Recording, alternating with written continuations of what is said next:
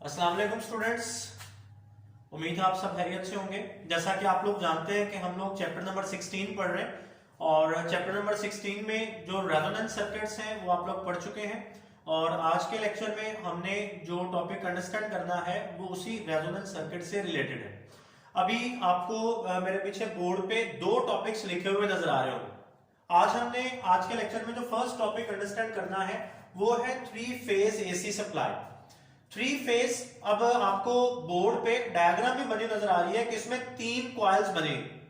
अब ये तीन कॉइल्स का मतलब क्या है, या हम लोग इसको थ्री फेज क्यों कहते हैं और थ्री फेज के नाम की निस्बत से ही इसमें तीन कॉइल्स यूज हो रही हैं, ये कैसे वर्क करता है, इन सारी चीजों को बच्चों हम लोग अंडरस्टैंड करते हैं। और इस टॉपिक को समझाने के लिए, इसको एक्सप्लेन करने के लिए मैं आपको एक लम्हे के लिए वापस लेकर जाता हूं चैप्टर नंबर 15 में। और आपने जो alternating current generator, AC generator या इलेक्ट्रिक जनरेटर के नाम से टॉपिक पढ़ा था, मैं चाहता हूं कि आप एक लम्हे के लिए उसको अपने माइंड में लेके आए। हमने जब एसी जनरेटर वाला टॉपिक बच्चों पढ़ा था तो उसमें हमने कहा था कि जनरेटर के अंदर एक इलेक्ट्रिक कॉइल लगी होती और उस कॉइल को मैग्नेटिक फील्ड के अंदर bye some mechanical means rotate करवाया जाता है।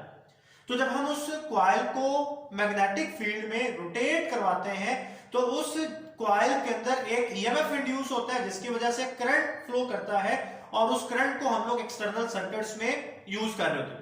अब three phase AC supply, three phase का मतलब यह है कि अभी इस सप्लाई के अंदर, इस सोर्स के अंदर तीन कॉइल्स लगी होंगी। अब वो तीन कॉइल्स एक दूसरे के पैरेलल नहीं लगी होंगी, बल्कि उनमें से हर कॉइल का दूसरी कॉइल से जो फेज डिफरेंस होगा वो 120 डिग्री होगा। तो थ्री फेज का मतलब now we have the three coils inclined at an angle of 120 degree with each other। तो आप देख सकते हैं ये मेरे पास कॉइल A है, ये कॉइल आ गई, ये मेरे पास कॉइल B है। तो इन दोनों कॉइल्स के दरमियान यहां पे जो एंगल बनेगा ये 120 डिग्री होगा। इसी तरह आप देख सकते हैं ये मेरे पास कॉइल C है, थर्ड कॉइल, तो यहां पे एंगल चेक करें तो 120 डिग्री, और अगर आप इधर से चेक करेंगे तो ये भी एंगल हमारे पास 120 डिग्री होगा। तो थ्री फेज का मतलब है कि तीन कॉइल्स हैं और तीनों कॉइल्स एक दूसरे के साथ 120 डिग्री के साथ अटैच है। और मजे की बात यह है कि ये तीनों में से हर एक कॉइल्स अपने अलग अलग स्लिप रिंग्स के साथ अटैच है। अब अलग अलग स्लिप रिंग्स के साथ अटैच होने का मतलब यह है कि हर कॉइल अपना खुद से ईएमएफ और खुद से करंट जो है वो इंड्यूस करेगी। अब ये पूरा अरेंजमेंट जो कि तीन coils along with their set of slip rings पर मुश्तमिल है, जब ये मैग्नेटिक फील्ड में रोटेट करता है तो हर कॉइल के अंदर अलग अलग ईएमएफ इंड्यूस होते हैं। तो अब बच्चों जैसे, और फिर उस ईएमएफ की वजह से करंट भी फ्लो करता है, हर कॉइल में अपना अपना करंट फ्लो करेगा या इंड्यूस होगा। अब बच्चों जैसे जो कॉइल्स हैं उनके दरमियान में एंगल 120 डिग्री, तो बिल्कुल वैसे ही कॉइल्स में इंड्यूस होने वाले करंट के बीच में भी जो फेज डिफरेंस होगा या जो फेज एंगल होगा वो 120 डिग्री होगा। तो इसका मतलब ये हुआ स्टूडेंट्स, हम लोग कह सकते हैं कि जैसे ये पूरा अरेंजमेंट रोटेट करता है तो जैसे ही फर्स्ट कॉइल अपनी पीक वैल्यू पे जाती है, इसका जो इंड्यूस्ड ईएमएफ है वो पीक वैल्यू पे जाएगा, तो उस वक्त सेकंड और थर्ड कॉइल का जो ईएमएफ है वो अपनी पीक वैल्यू पे नहीं होगा, बल्कि इनके दरमियान 120 डिग्री का फेज डिफरेंस आ रहा होगा। अच्छा आप देखिए यहां पे ये चीज नोट कीजिएगा, अगर ये कॉइल जीरो पे है, अगर इस कॉइल के अंदर इंड्यूस्ड ईएमएफ जीरो है तो इस कॉइल का इंड्यूस्ड ईएमएफ जीरो नहीं होगा, बल्कि वो 120 डिग्री का फेज डिफरेंस जो भी बनेगा वो आ रहा होगा। अच्छा इसका तो 120 डिग्री के फेज डिफरेंस से आ गया। अच्छा यहां पे ये भी नोट कर लें कि इसका अगर जीरो है तो इसका पीक पे नहीं है, क्योंकि पीक पे तब होता जब 90 डिग्री या 270 का फेज डिफरेंस होता। तो ये पीक से थोड़ा सा आगे, आप 90 डिग्री से थोड़ा सा आप आगे जा चुके हैं तो पीक से कम हो चुका है। तो अगर यहां से आप देख रहे हैं तो ए और बी के वोल्टेजेस के दरमियान 120 डिग्री का फेज डिफरेंस, और अगर इधर से आप आएंगे तो ए और सी के दरमियान 240 डिग्री का फेज डिफरेंस होगा। मैं फिर से रिपीट कर रहा हूं बच्चों, अगर आप इस वाली साइड से आ रहे हैं तो आप कहेंगे कि ए और बी के वोल्टेजेस के दरमियान या करंट के दरमियान 120 का फेज डिफरेंस है, और इधर से अगर आप आगे देखेंगे तो ए और सी के वोल्टेजेस के दरमियान 240 डिग्री का फेज डिफरेंस होगा। अच्छा स्टूडेंट्स अभी यहां पे ये चीज नोट करें कि ये पूरी अरेंजमेंट जब रोटेट करती है, ये मैग्नेटिक फील्ड में पूरी अरेंजमेंट जब रोटेट करती है तो क्या होता है, तो हमने ये कहा कि हर कॉइल में अपना एक ईएमएफ और अपना करंट जो है वो इंड्यूस होता है।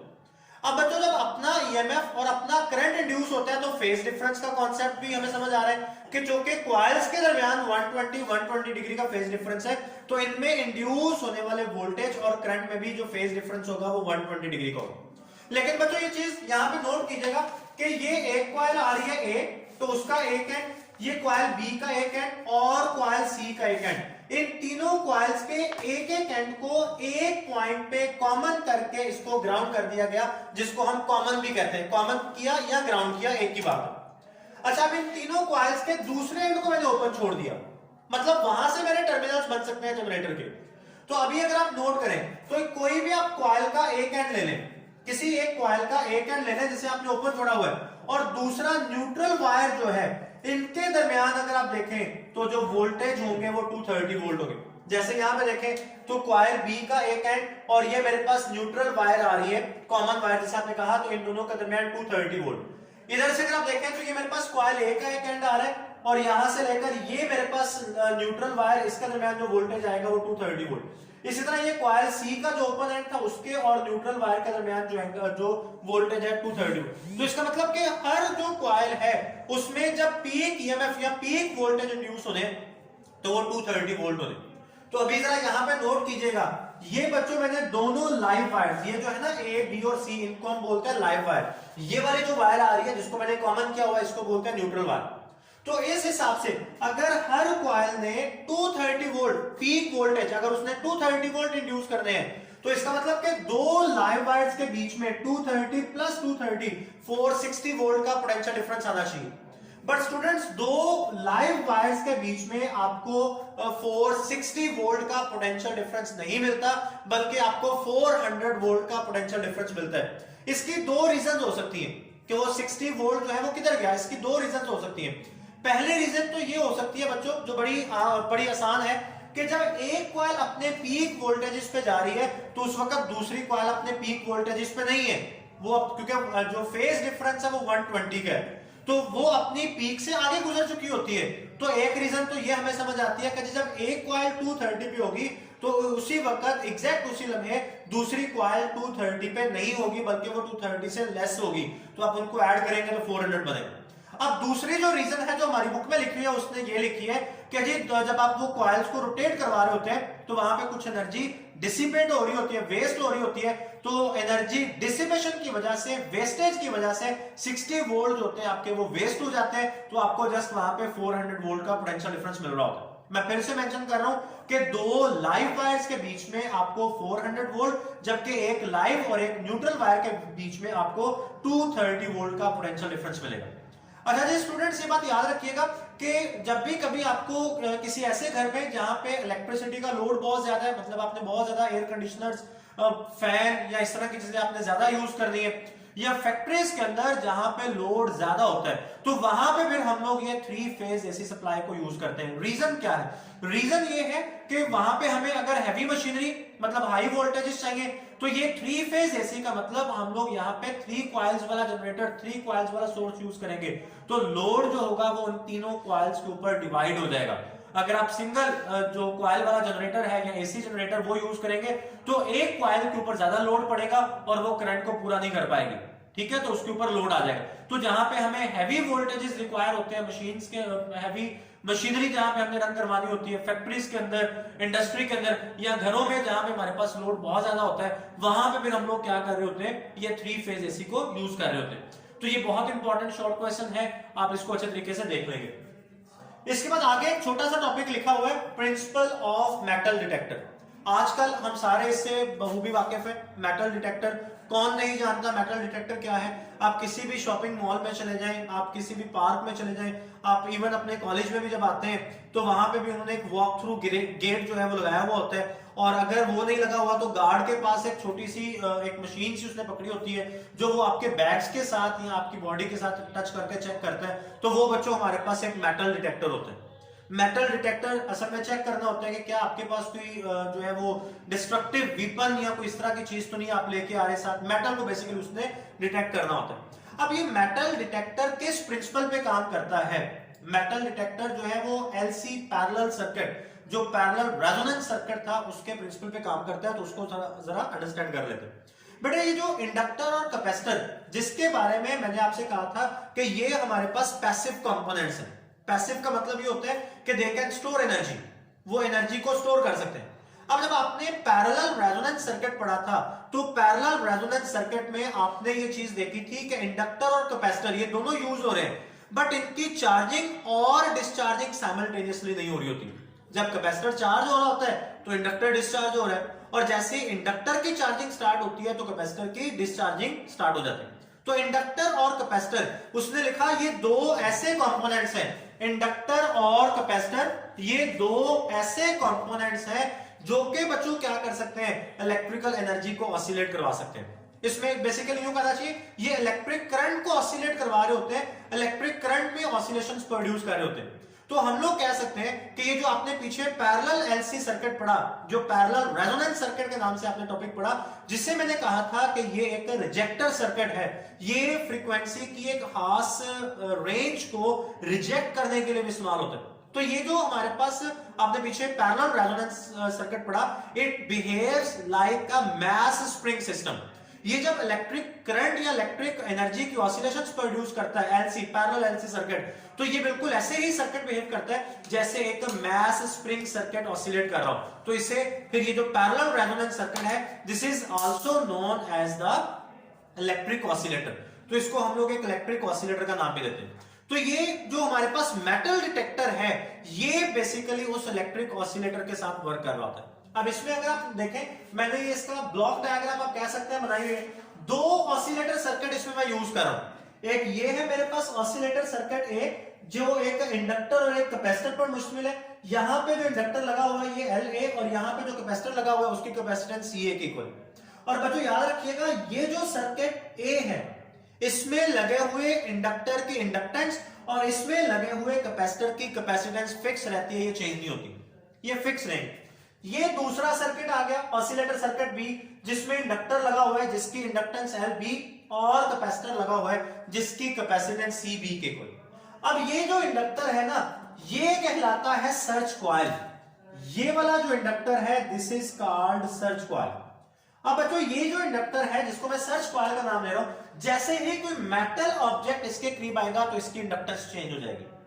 तो ये वाला जो सर्किट है, इसने इलेक्ट्रिक करंट में जो ऑसिलेशंस प्रोड्यूस करनी है उसकी फ्रीक्वेंसी फिक्स रहेगी, वो फ्रीक्वेंसी चेंज नहीं होगी।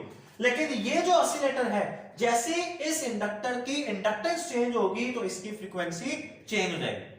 तो जब इन दोनों, और यहां पे आप देखें बीट फ्रीक्वेंसी एम्पलीफायर, आप इन दोनों की फ्रीक्वेंसी को कंपेयर कर रहे हैं। तो in the absence of any metal object, in the absence of any metallic object, ये जो सर्किट है ऑसिलेटर बी, इसकी फ्रीक्वेंसी और ऑसिलेटर ए की फ्रीक्वेंसी के एग्जैक्ट सेम रहती है।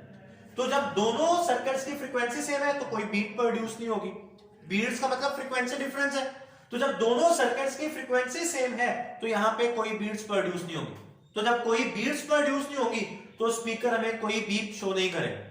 लेकिन जैसे आप किसी मेटल ऑब्जेक्ट को इसके करीब लेकर आएंगे तो मेटल को करीब लेकर आने से इसकी इंडक्टेंस जो है वो डिक्रीज कर जाएगी।